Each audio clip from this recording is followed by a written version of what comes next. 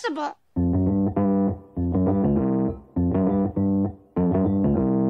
Live from Joe's mom's basement, it's the Stacking Benjamin Show.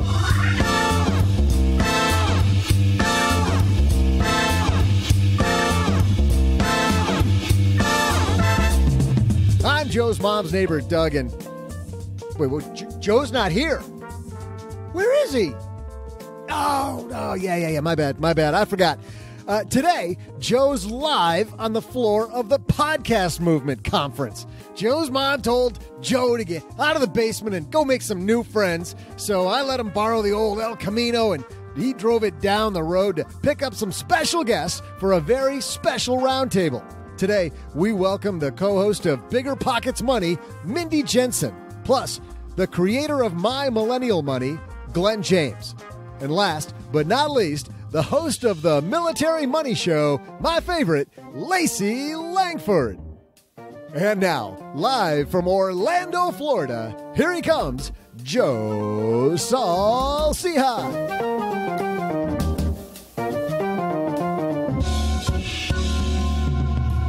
And welcome to our very special Podcast Movement 2019 show.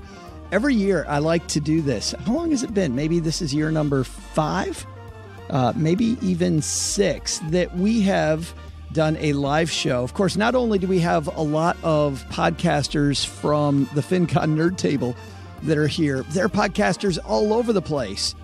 I'm recording this right now from my hotel room at the Conference Hotel in Orlando, because why wouldn't you have a conference in Orlando, Florida? In fact, Guy Raz from the show How I Built This was there, and he said a conference in Orlando in August.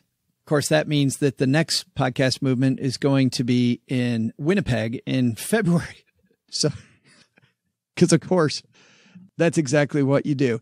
Hey, today's show is brought to you by Acre Trader.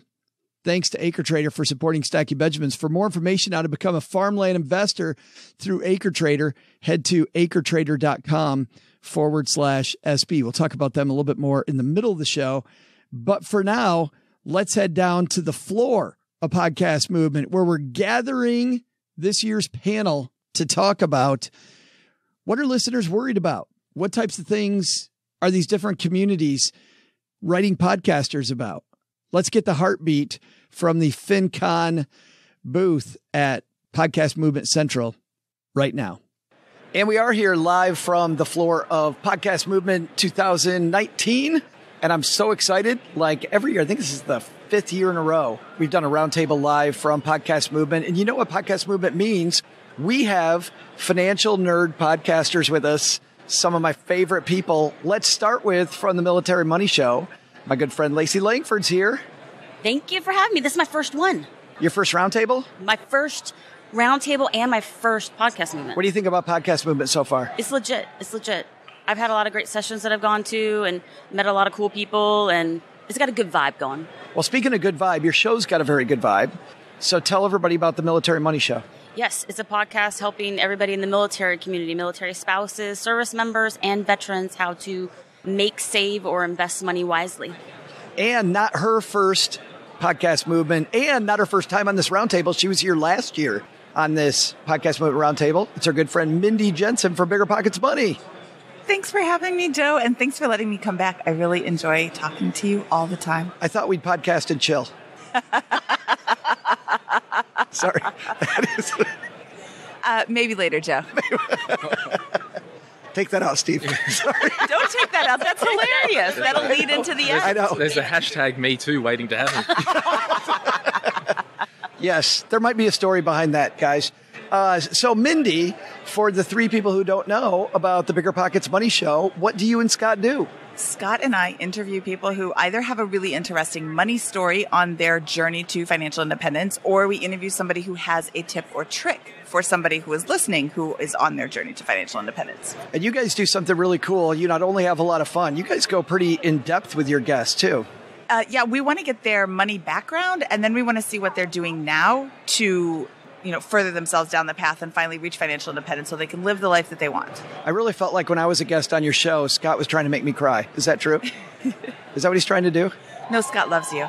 Well, I love Scott too, but that's a whole different show. And a guy who came halfway around the world to be on this podcast from My Millennial Money, all the way from Australia. It's our good friend, Glen James. G'day, how are you? Nice. Lay it on, brother. Lay it on. Hey, thanks for having me on the show. Well, I'm glad you could do it. So tell everybody about your show. Yeah, so I wanted to create a podcast about personal finance that made money fun and engaging and not boring. There is so much need for financial literacy, help, encouragement in everybody's lives. Yeah. And I thought the best shot I've got is getting in young millennials before they set the bad habits and to try and correct the course and encourage people along the way. Now, you and I were having a discussion in an Uber yesterday. You were telling me that podcasting isn't like we see here, where we've got Spotify right across from us, we've got Google there. It's much more in its infancy in Australia. Yeah, so podcasting, it has been around for a few years in Australia, but you really had to be, a podcast freak, I call them. Like, you've really got to be over it, but it is now moving into mainstream. All the big outlets, media outlets are getting into podcasting. All the big TV shows are doing spin-off podcasts. It's just the start of something big in Australia. And this is why I come up to podcast movement and FinCon, is because we just don't have that community down there. And like I like to say, I like to get off the island to get some encouragement. That's an awfully big island. It's a big island. It's about the size of your landmass. About the size, yeah, that's right. Are you talking about me personally? Yeah. Was that a fat joke? Yeah. Is that what you're doing here? Anyway. Like, very awkward. Yeah. You've only been here like 5 minutes and already, no. I'm behaving. That's you are. I am. I'm so surprised. That's not like Lacey. But let's stick with you, Lacey. So what I like to do here every year, guys, is because we have lots of different points of view, lots of different shows here represented. I'd like to talk about your audience and do the annual podcast movement checkup on what are people worried about. Because I found the last 5 years we've done this, people are worried about different things as the economy changes. So Lacey, we'll start with you. What kind of feedback are you getting from your audience about their money concerns?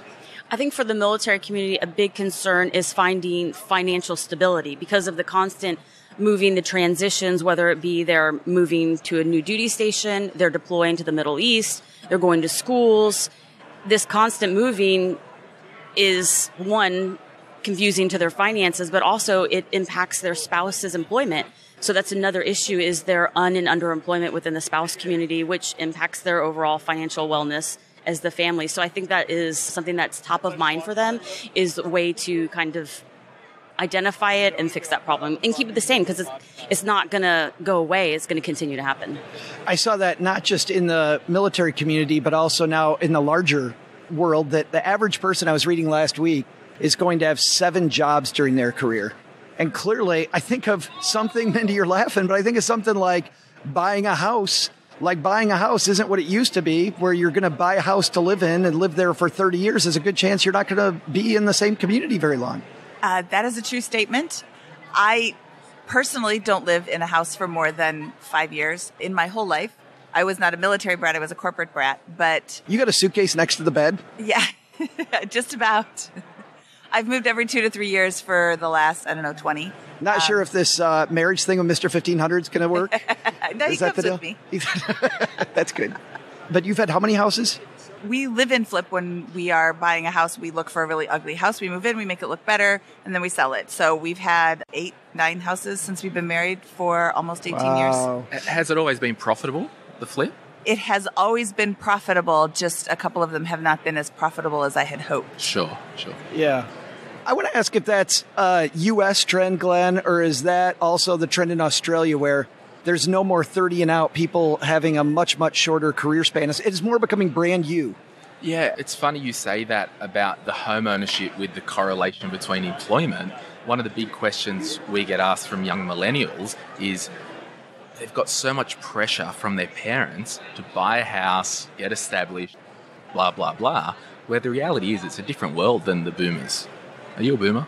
No. No, you're X. Easy. Hey. Dude, fat joke and then old guy. So my listeners, there's a lot of noise, there's a lot of pressure to do what a previous generation has done, and that's just not where the world is right now. So we're having the discussions all the time, and the term in Australia is called rent vest. So we rent somewhere and do our investing elsewhere to grow our wealth. And in terms of the flipping the property, we just can't do that because of the cost of property. I mean, an entry-level home in suburbia would be 450,000 Australian. The math doesn't work as well. Yeah, it's too heavy to carry. Yeah, that's interesting.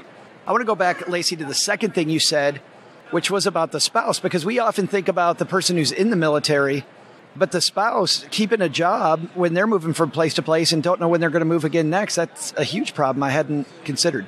Yes, it causes a lot of marital stress, also financial stress, and it also impacts the service member's career, because if your spouse is not happy that they're moving all the time and they can't have a job or make the money that they want, they're not going to want you to stay in the military. So it's really Department of Defense wide important for it to be solved, because it's going to affect retention for the military.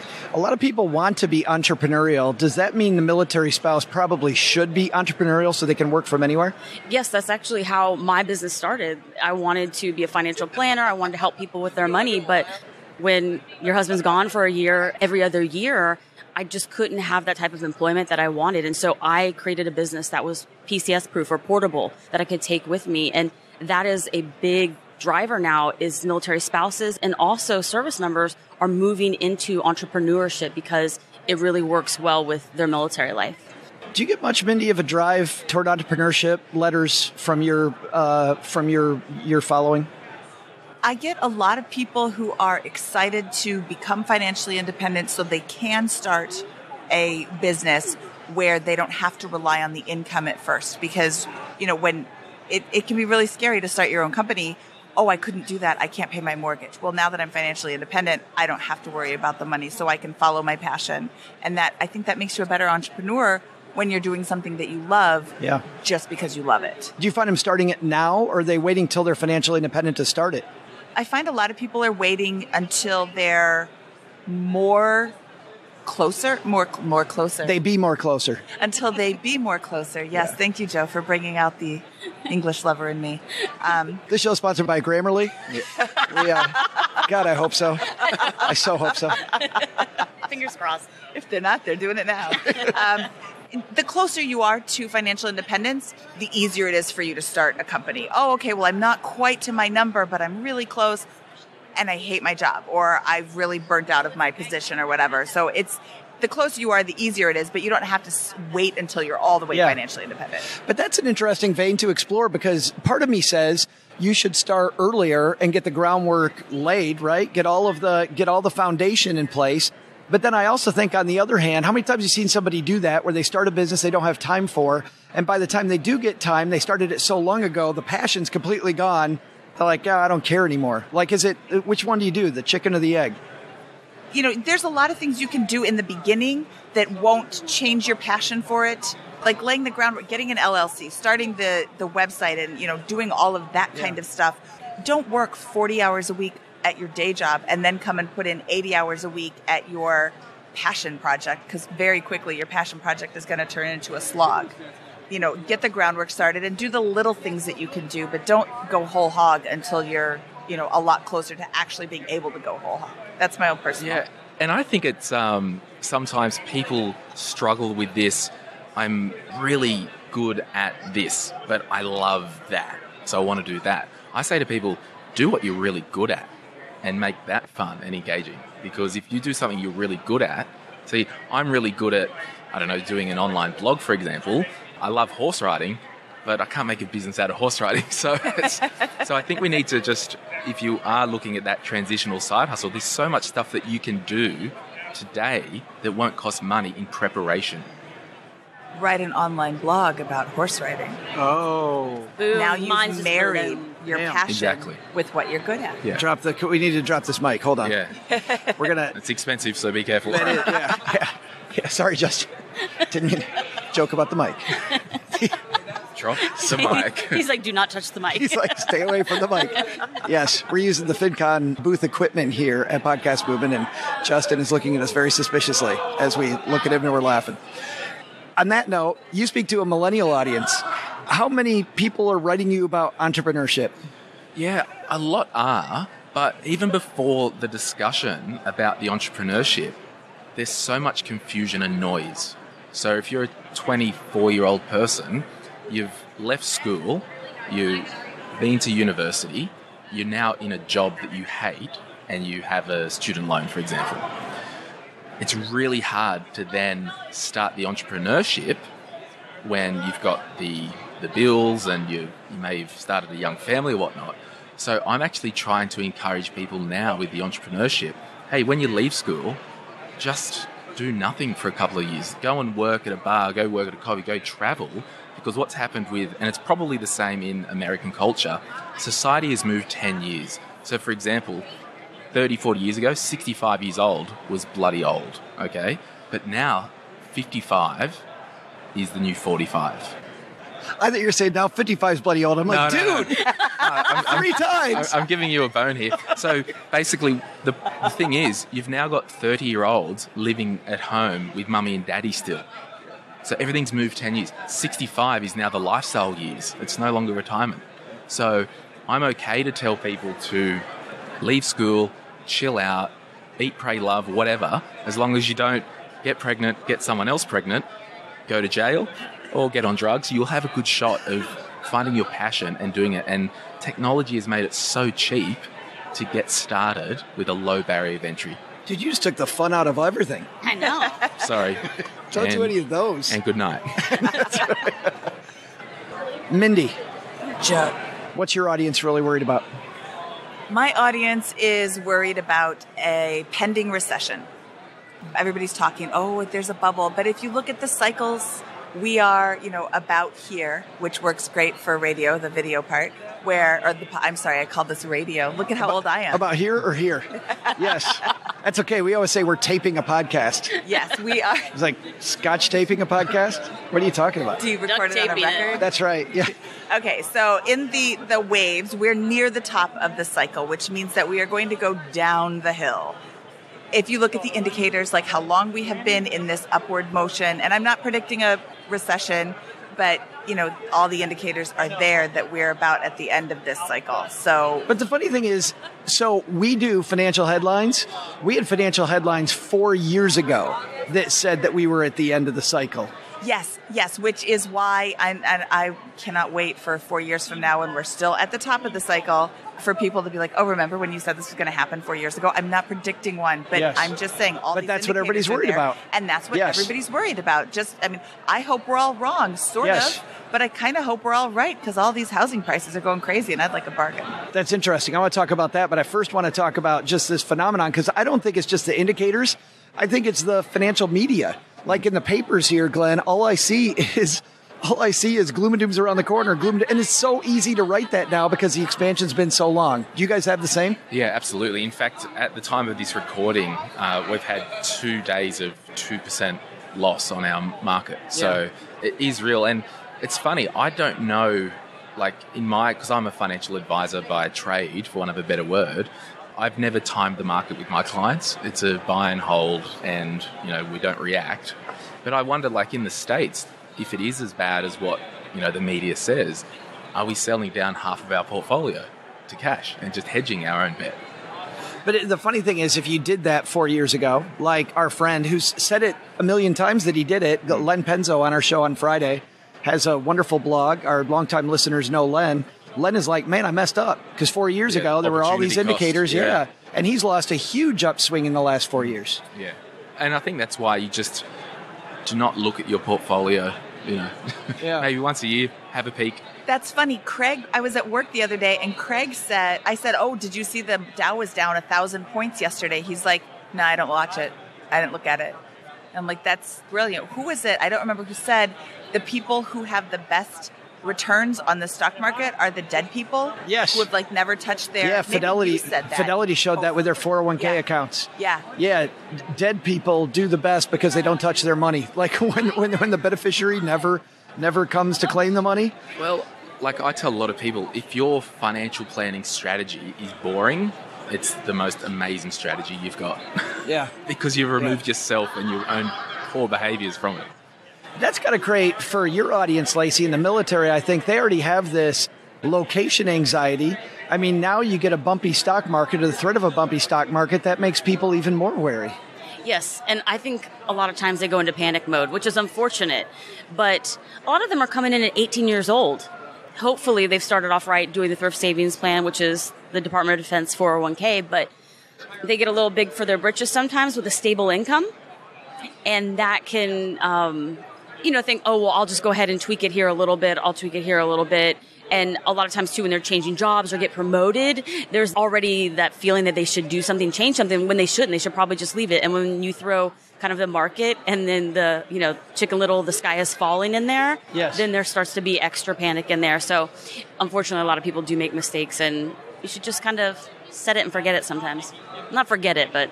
A lot of your younger military listeners, because I know in Australia, for those listening, if you go out on deployment, you basically print money because you might be on a boat or a base and you might get an extra 90 grand a year that you can't spend because you're not doing anything.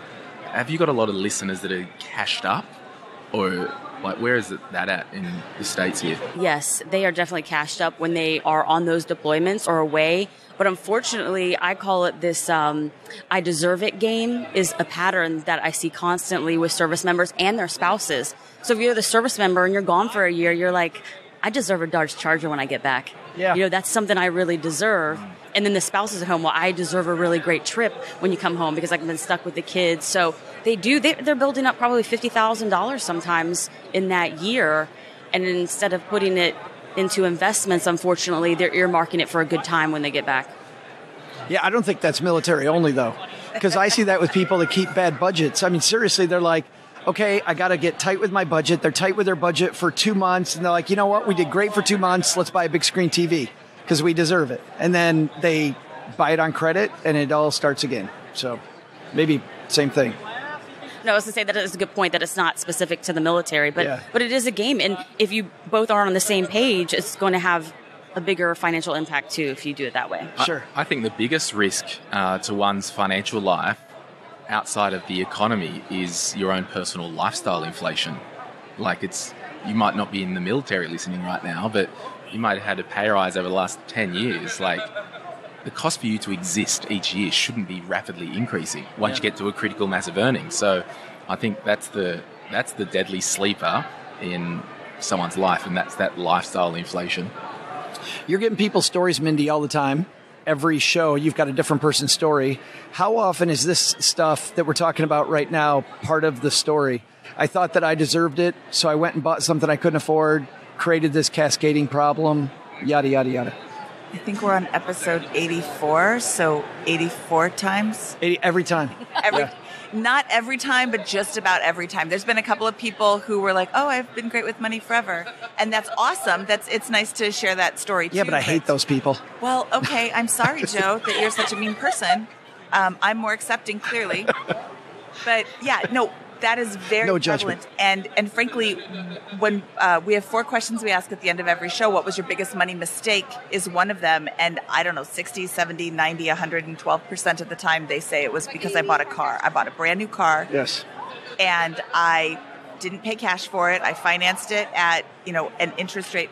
I bought a brand new car in 2010 and I financed it at an interest rate of 0%. He's like, how much do you want to put down? As little as possible, because it's a 0% loan. Yeah. But I shouldn't have bought the brand new car. It was a silly purchase. But isn't it free money? Well, it was a free loan. Yes. It's right. Ta-da! Yeah. It's magic. Yeah. We just make it up in the back end because you paid $5,000 more for the car. Yeah. That's right. Working with millennials. Yeah. You see that millennials do we do so many stories that show millennials doing so many things right with their money. Doing so many things right. And yet this idea of I deserve it is something that we often hear as part of the millennial story, right? It's the knock on millennials you always hear. In real life, with your practice and with your listeners, how much do you see that? I think there's broadly 3 categories. You're terrible with money, you're getting by, or you're killing it. And that kind of behavior happens throughout every person. Like, it's the common denominator. Like, we're all humans with behavior. But the big thing that I see with the millennials, some of them, it's not that, and maybe it is that I deserve it, but they'll write into the podcast and say, oh, I want to buy a house, I want to buy a car, we've got 10 grand in debt, we've got a wedding next June, we've got this. They want to do 50 things at once. Yeah. And it's just, as Homer Simpson would say, impossible. So That's actually Ralph Wiggum, but anyway. Is it really? Yes. Oh, yes. I know, but bring the right Simpsons reference. Sorry. We only just got the Simpsons on the island. So. Oh, did you? Yeah.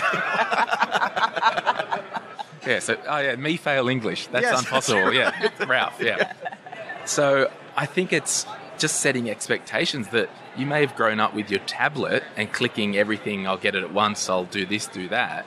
It doesn't translate to real life. I interviewed a young lady the other day. She was only 21 years old and she already had $30,000 of personal loan debt, payday loans. And it wasn't I purchased a new car, I purchased a new lounge. It was just a symptom of poor management and looking at the now and not the future. And she literally just systematically spent more than what she earned, and it finally caught up with her. Yeah. Becomes a slippery slope, and then all of a sudden you're riding downhill really fast. So all that to say, I would definitely say pick your battles. Like, you can realistically, and there's some things like yourself and your listeners, they might be, and me personally, I don't save for 15 things at once. I hit one thing, hit it, move on. I'd recommend that, and if you've got a spouse, both write a list of the 3 things, order them in priority, and then, okay, it's your turn for that goal. Now it's my turn, and it's a bit of a team effort. It's funny what a great message that is. We heard that yesterday, too, from, I don't know if you were you in the keynote speakers yesterday? No, I had a meeting, yeah. Patrice Washington said that very thing, really? Which Patrice Washington, a phenomenal podcast about the soul of money, I guess, and financial wellness, much more than the numbers. Patrice, though, said, don't do 1,000 things one time or 1,000,000 things one time. Do one thing 1,000,000 times, which I think is such a better way to go. Yeah, good stuff. Yeah. Stock market. You brought up we're at the top of the stock market. I did not say we're at the top. You said that your listeners are worried that we're at the top. That we are worried about a recession. Yes. Because all of the indicators are showing that we are near the top. Yes. Nice. Thank you. Yes. Well, we got that for the clarification. Remind me never to do that again. got tense for a moment there. Mindy said there was going to be a crash. It's tomorrow, and it didn't happen. But we have had 2 days of wiggliness, to put it not very bluntly, but much more fun than it really is the last couple days as we record this. Maybe by the time this comes out, it's worse. Maybe it's better. We don't know. Lacey, are you worried? No. I'm not the type of person to panic. No? Yeah, I think you have to keep a level head. That's just like, I don't want to run around like the sky is falling. I think, I have systems in place and prepare and have a financial fallback position, and I know my goals. So when it gets a little near change, then I kind of look to what is most important to me. Mindy, you're in the real estate universe. This is what worries me about recessions in real estate. As you know, a lot of people in real estate use leverage. Because they use leverage, that makes a lot of vocal winners when things go well. Everybody's like, do real estate because it rocks, because you can leverage your money. Real estate also flushes the toilet really hard when the market goes bad, right? If it doesn't, real estate always go up? Yes. Up to the right. Can you please make that the pull-out quote so I can tweet that? Real estate flushes the toilet. But it does. 2007, 2008, it does. I mean, so many nice people with Patrice. We're just talking about Patrice. I mean, she lost her home. So are you worried from that perspective? I am not personally worried for my own interests because I don't leverage myself to the hilt. I leverage myself enough where I can use the leverage as, an actual tool, but not so that I can't sleep at night. There are people who will leverage as much as they can, pull out a second mortgage, and they have everything riding on this house. If you don't have a backup plan, you are going to have a disaster. And when you have a backup plan, you might never need to tap into it, but it's nice that it's there. And I think that when the sky is falling, the problems that you experience are inversely proportionate to how much money you have in the bank. You have a lot of money in the bank. You have like a half a week with vacancy. You have no money in the bank. Everybody leaves your house. They trash them, and then you can't find anybody else. So you're just scrambling to pay your mortgage. If you can't afford a rental for at least 6 months with no renter, you have no business owning that rental. That being unprepared causes panic. Yeah. Sure. Well, it just reminds me of something a friend told me when you're talking about how bad things happen when you're unprepared. I find that whenever I'm late, that's the time when everybody drives really slow. And then my friend Hal back in Texarkana told me, he said, that's not the case at all. The only time you're paying attention is when you're late. So then you think everybody's driving slow. So the bad things happen to us all the time. But if we're prepared, it just kind of is like water into, who cares? But to your point, you're not prepared. All of a sudden it feels like the world comes caving down. Yeah. And you have to make snap decisions when you're not prepared. When you have like, oh, I'm going to lose my house, I'll just sell it. But you have to sell it at a loss because you have to sell it right away. And it's this like never-ending cycle, never-ending, I guess a circle doesn't ever end. Yes. Never-ending cycle of bad decisions once you aren't prepared to begin with. Yeah. Yeah, it's just that compounding negative effect, isn't it? Reinforcement. Yeah, absolutely. No trivia from Doug today, and we are recording this from the basement separately because OG has a cautionary tale leading into Labor Day. We'll take you back to the Flora podcast movement here in just a couple minutes. But OG, last year, your party didn't go the way that you hoped it would. You thought that all the frugal people, all of our frugal fire friends would come out if you organized the party correctly. Right. The thing is that it was kind of my first time. And because I'm not generally the frugal guy. So, right. We're usually highfalutin water slides and that sort of stuff. If you're trying to fit in with the fire crowd. But yeah, I wanted to be one with the people. Sure. Yes. I thought you made a lot of great gestures to reach out to the community. Generally wasn't accepted. And, let's go through these. We got the top 5 here. Mm-hmm. Number 5. Yeah. Apparently, when you use quotation marks to describe chicken, people see right through that. I mean, it really wasn't chicken. It was chicken. Yeah, I did. Quotation marks. I did. I was surprised that was pretty much everybody. Nobody wanted your main course. I didn't know that you're supposed to take the skin off the squirrel. I've never cooked it before, but my dad said it tasted like chicken, so that's what I went with. And it was a lot easier to get because they're just out on the road in random places. And armadillo. You're not supposed to eat those. Everybody knows that. Oh, that was my mistake. Number 4.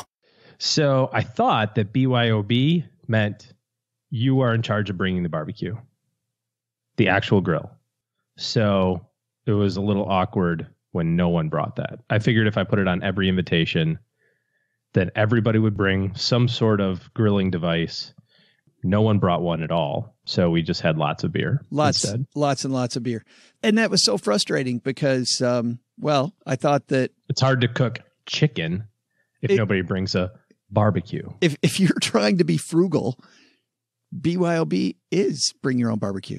That's Come what on. I thought. Or your own cheese sandwich. Cheese sandwich. That's borderline child abuse. It is. Yes. Borderline. Number 3.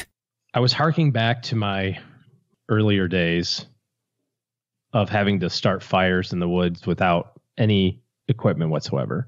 So I was thinking about how to be ultra conservative with our budget and not needlessly spend on things that were terribly unnecessary, like matches, because they're so expensive. The per unit cost in those things are ridiculous at Costco. So I thought about trying to start a fire with that magnesium stick. Do you remember that? Yeah. It didn't. It took the took all YouTube that. videos make it look a lot easier than it actually is. Well, and then when you brought out the magnifying glass later we didn't have any fire, newspaper, we didn't have fire, we didn't have a barbecue, and all we had was chicken. Just a bunch of dead squirrels so far laying next to the grill and crap loads of beer. But there wasn't a grill. They're all lined up like on the patio. No, you're right. Because you were going to be able to pick your own. It was going to be one of those. Like a fire party Brazilian steakhouse. Yeah. But all you get is chicken. Just chicken. Yes. Yeah. Would you care for more chicken? Turned over to red. Good. I just keep it on red the whole time, not putting it on green. Let's talk about the games you played, because you then tried to play a game with all these drunk people and that went south. Number 2. So on the game front, I thought it would be helpful to combine activities that help, everybody. In this case, it would help me because I recently fired my lawn crew because it's super expensive. And I was trying to be, again, more conscious about how I spent money. So it had been a long time since we mowed the grass or planted flowers. And so one of the games, again, air quotes, that we were going to play was called Get the Weed from My Garden. It wasn't exactly what everybody thought. Yeah, they kind of misinterpreted that. Everybody went crazy at first. Yeah, it was going to be the highlight. For me, it was the highlight of what was going to happen, because then it meant I didn't have to do it. But everybody else thought it was going to be their highlight. And then it wasn't, because when I started handing out yard gloves, which weren't really gloves, they're like those plastic ones that you can get in bulk, Yeah, when people are yelling, "Where's the paper?" and you're handing out yard gloves. Yeah. I'm like, no, we have to pull weeds. Yeah. Oh my God. And then the number one reason your first attempt at a fire Labor Day party went south. Number 1. Again, just trying to save money and do this the right way. We were, again, walking through Costco and saw that they had wine for $10 a bottle, which is ridiculous. So I decided to buy one of those normal size boxes of, you get, when you go to Costco, they give you a box. I just filled it with all the grapes they had. And I thought that we could just make our own wine. And so I put it all, I had like a swimming tub, like a kid's swimming pool, and those plastic ones. I put all the grapes in there. At first, people thought it was just kind of a really large fruit bowl that only had grapes.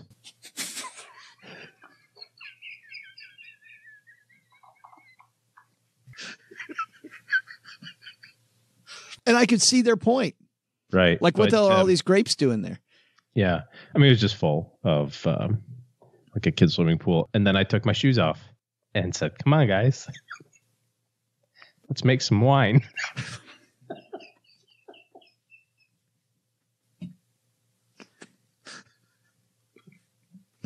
And it was pretty awkward 6 minutes, I'd say, where I was kind of dancing around, and most people were pretty disappointed that there wasn't any real wine.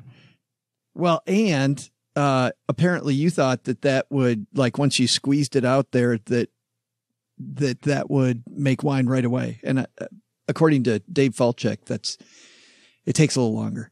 Yeah, it was pretty frustrating. I mean, it also would have helped to not have everybody put their feet in it, because nobody really wanted to drink it after. Especially after the weed incident, the flower. I mean, there's just a lot of feet. I mean, even if we would have been successful in making all of that into wine, I'm pretty sure nobody would have wanted to drink it. It would have been like, isn't that like one of the top Bordeaux wines though? Chateau Lafite. I thought that's how they. That's exactly what that is. That's what I was going for, actually. That's how they do it. Yeah. Chateau La OG Feet. It's delicious. The 2018 vintage. Yeah. Cautionary tale, people. Cautionary tale. All right. Today's episode, by the way, brought to you by Acre Trader. Acre Trader is the place if you want to grow grapes in a field, or if you know a farmer who grows grapes in a field. You don't do any of the growing. You are not the farmer. You just own some of the land. What happens at Acre Trader is they take this field that you can't afford to buy on your own. Instead, they divide it into little pieces, and you own a little piece of the field.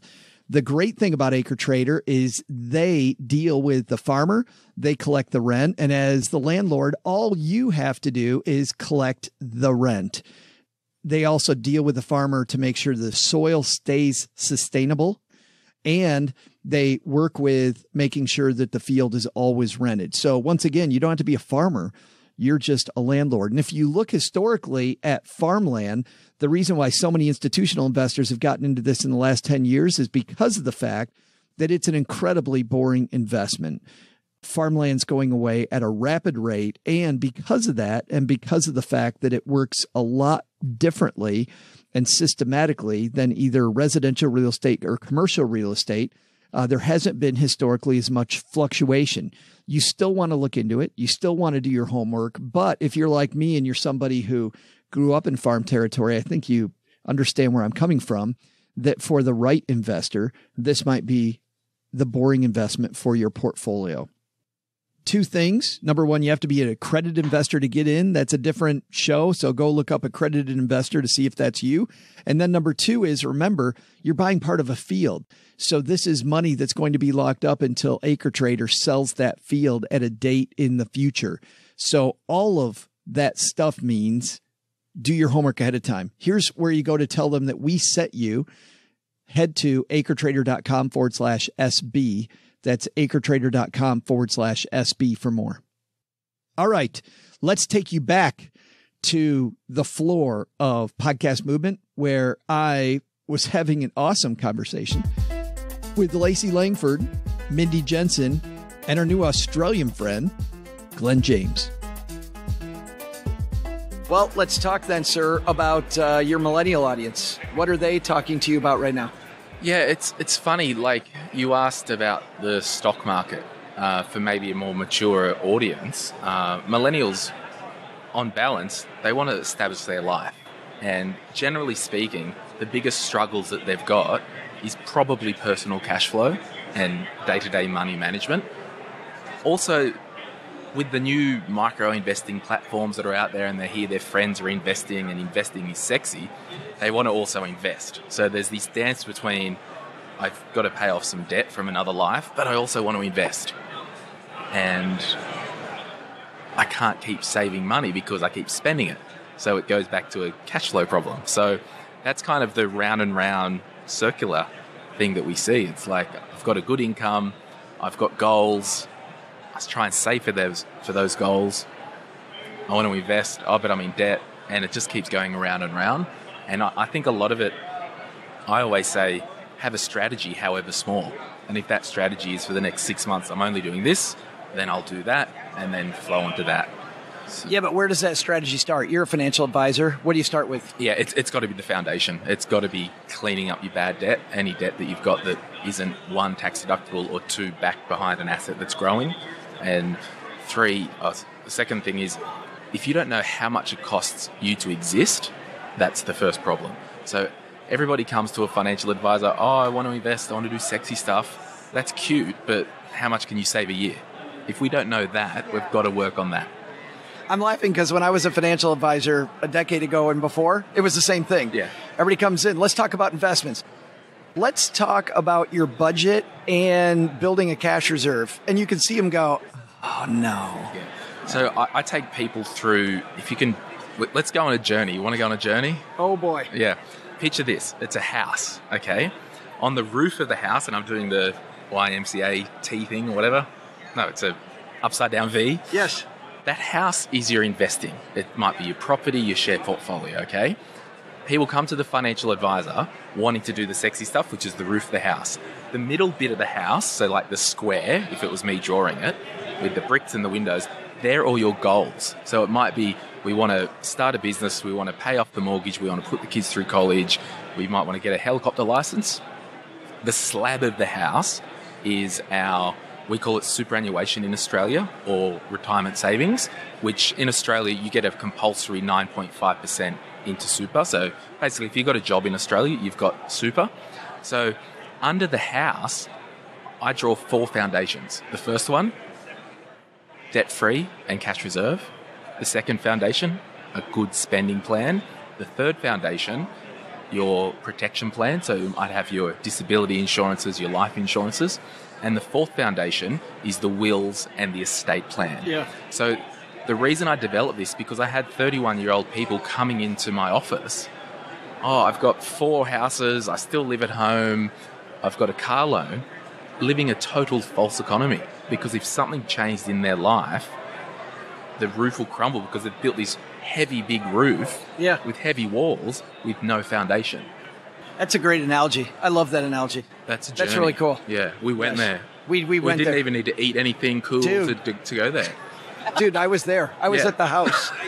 And the roof was going to fall, man. So He was starting a fire. He was in there like warming up. So we've just got to, and you illustrate that to people because realistically, the money comes out of our cash flow. So the foundation basically produces money into the goals and also money into the roof, which is our investment. So the money can never stop.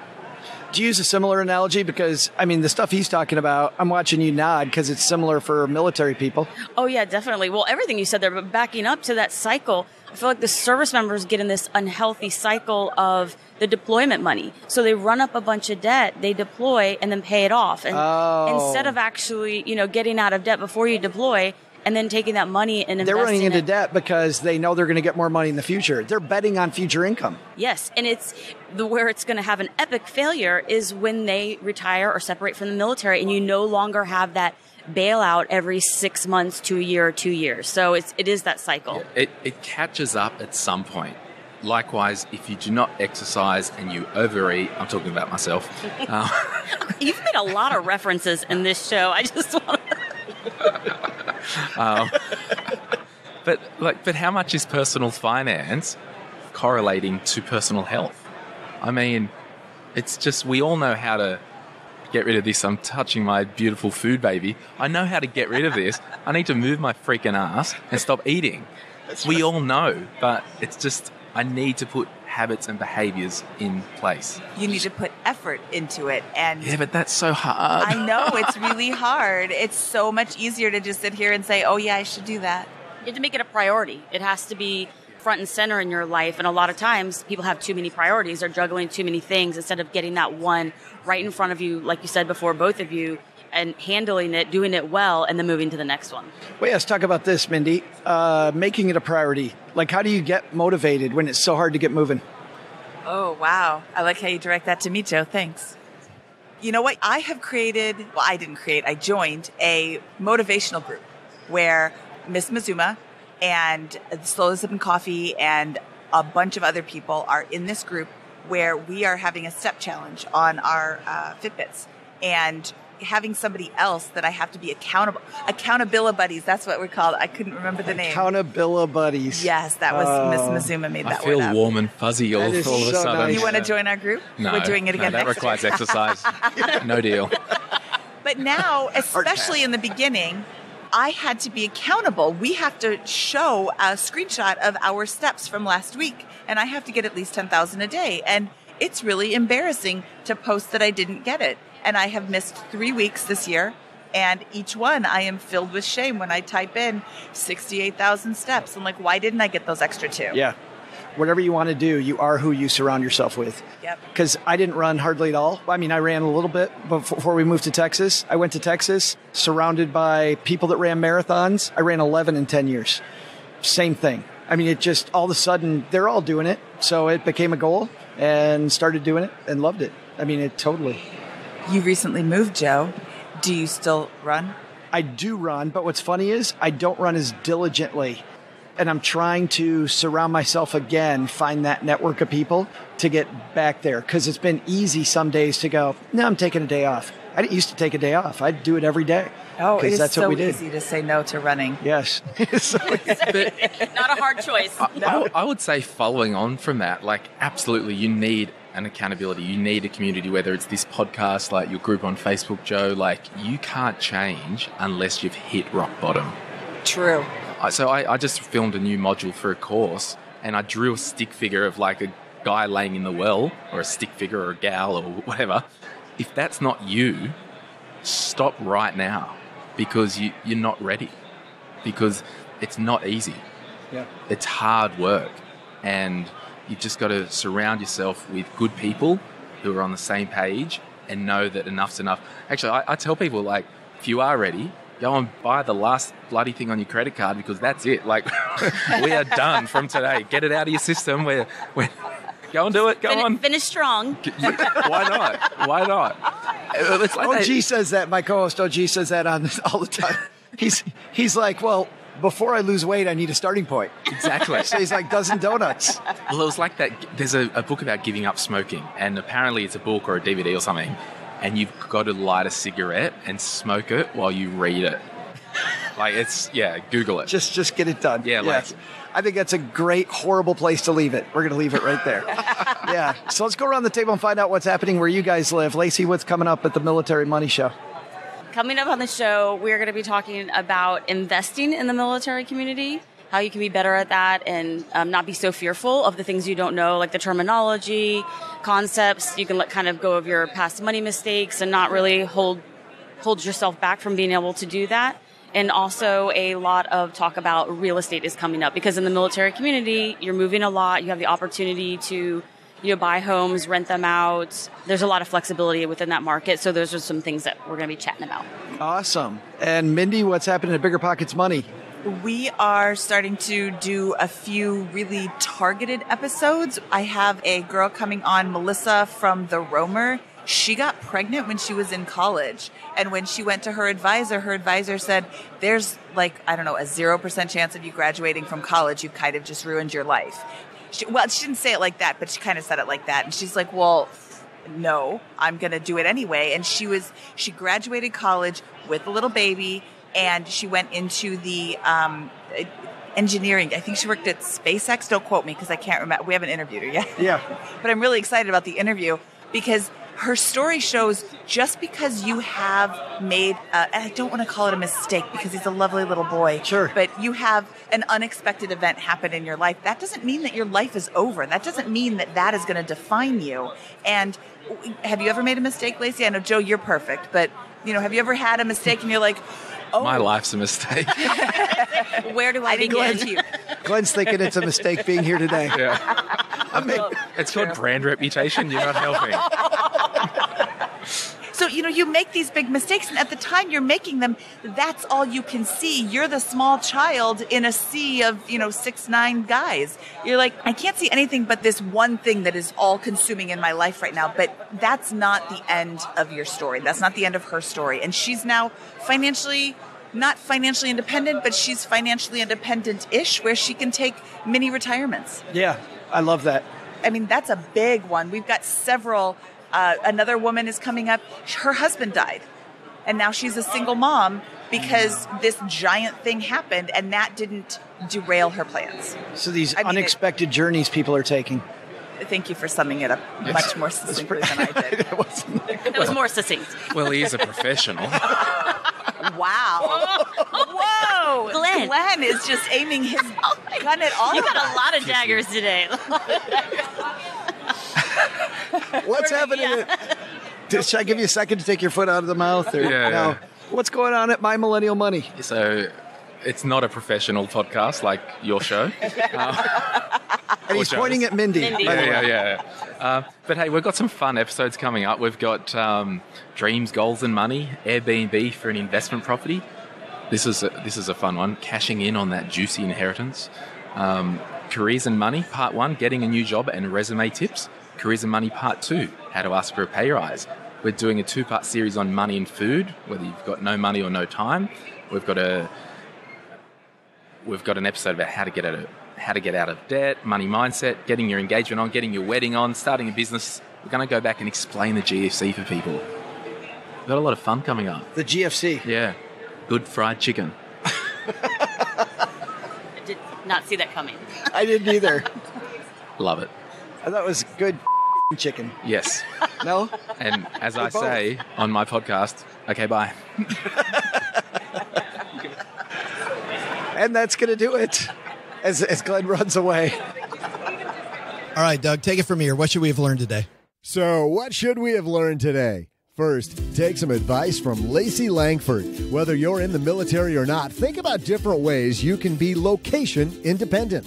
The next time you're forced to move for work, you might be able to keep a second income stream going to add some stability to your wallet. Second, take some advice from Glen James. Build your financial plan like you'd build a house. Start with a basic foundation and not just the fun investing part, and you'll be much more likely to reach your goals. But the big lesson? Who let Joe go to Orlando without the rest of us? Hey, we expect a T-shirt, Joe, or at least some of that Dole Whip from Disney World. Well, that'd probably melt on the plane, but definitely the T-shirt. I want the T-shirt. Special thanks to Mindy Jensen from the Bigger Pockets Money podcast for joining us. You'll find Bigger Pockets Money wherever you're listening to this show. You'll also find Glen James's project, My Millennial Money, wherever you're hearing this. Thanks to him for hanging out with us today. And finally, if you're in the military, be sure to check out Lacey Langford's podcast, The Military Money Show. Thanks to Lacey for her help on today's show. This show was created by Joe Saul-Sehy, produced by Richie Rutter-Reese, and engineered by the amazing Steve Stewart. Online, visit us on Twitter at @SBenjaminsCast or on our Facebook page. I'm Joe's mom's neighbor, Doug, and I just noticed it's just as dark and damp down here as Joe's soul. SB Podcasts may receive payment on the show from sponsors and guests in the form of books, giveaway items, discounts, or other remuneration. There's no way you would take advice from these dorks, but like Joe's mom always says, don't take advice from people you don't know. This show is for entertainment purposes only, and before making any financial moves, consult with a real financial advisor. And lastly, thanks to Joe's mom for sending Joe out of the basement for the day. He made some new friends, and everyone knows that Joe could use a friend or two. God, that guy's lonely.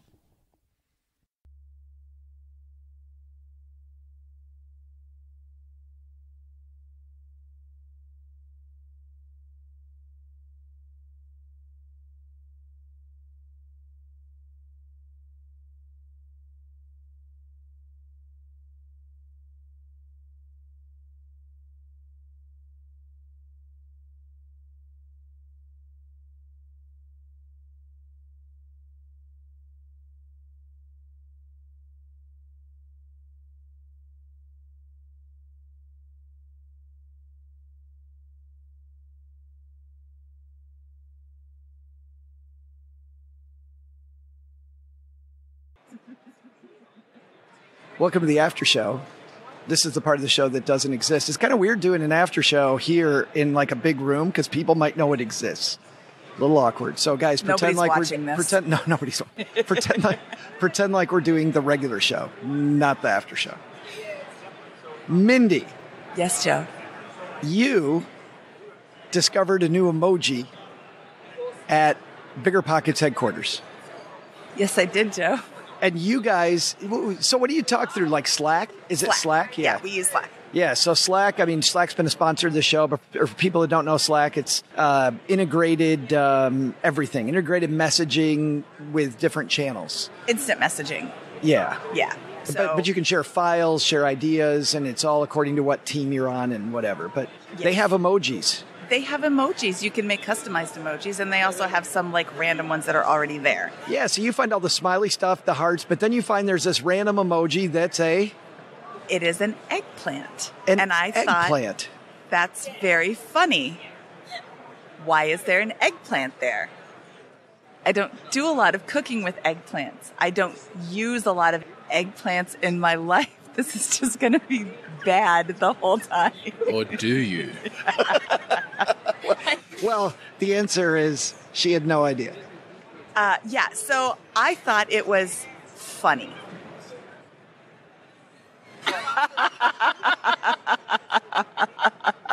Do you want to give a shout out to them? I took a photo of a billboard the other day, and there's a big eggplant on there. I don't know why they've got vegetables on the billboard, but it's got grinding. But it caught your eye. Caught my eye. When I see big eggplant, gets me going. For food, love food. FreeSTDcheck.org. Check yourself before you wreck yourself, people. Yes, so that actually plays into this story just a bit. Foreshadowing. So I started using this emoji as a comment whenever anybody would say something funny. Instead of putting a smile face, I would throw up an eggplant. Everybody's like, Mindy's my kind of girl. Because it was fun and different. Because it was the new kid at work's like, Mindy's so loose, love it. Mindy's so free. And after, I will say, probably 12 to 18 months of throwing up eggplants. 12 to 18 months? Yes. One of the ladies at work sent me a very private message. She said, "You know what that means, don't you?" I'm like, "What are you talking about?" She said, "You know what the eggplant emoji means, don't you?" And I said, "It's just an eggplant." She said, "No, it's not just an eggplant." Oh no, my friend. Oh no. And did you ever send the eggplant with like water? It's like I'm washing the eggplant. No, I did not. I was informed of that afterwards, but I was so embarrassed that I had been, I mean, this was on every channel and all over the place. And frankly, I can't believe that HR didn't come talk to me about it. But I said, hey, I was just informed of what eggplant really means, and I'm very sorry if I offended anybody. Like, I'm a late bloomer. And that one freak in the company was all of a sudden disappointed. I did get a message from another employee like, "I just thought you were really bold." No, I'm just really clueless. But hold on. That's not the only thing Mindy has done. Mindy was recently watching some Netflix. Joe Saul-Sehy was on the Bigger Pockets Money podcast. And at the end of the episode, I invited him to Netflix and chill. Seems reasonable. What can I say? Welcoming. Yes, very welcoming. And then the episode aired. My editor did not take it out because why would he? I'm inviting Joe over to my house to watch Netflix and chill out at the end of a very long week, or so I thought. And then one of the guys that I work with comes into the office after having listened to the episode, which was now out for everybody in the world to hear. And he's like, "You know what Netflix and chill means, right?" I'm like, "Yeah, it means to come over to my house and like watch a movie." He's like, "That's not what it means." I'm like, "Really?" He's like, "Yeah, you said that on that podcast today." I'm like, then he explained to me what it meant. So, not much Netflix going on. Not much Netflix or chilling, if you're doing it right, apparently.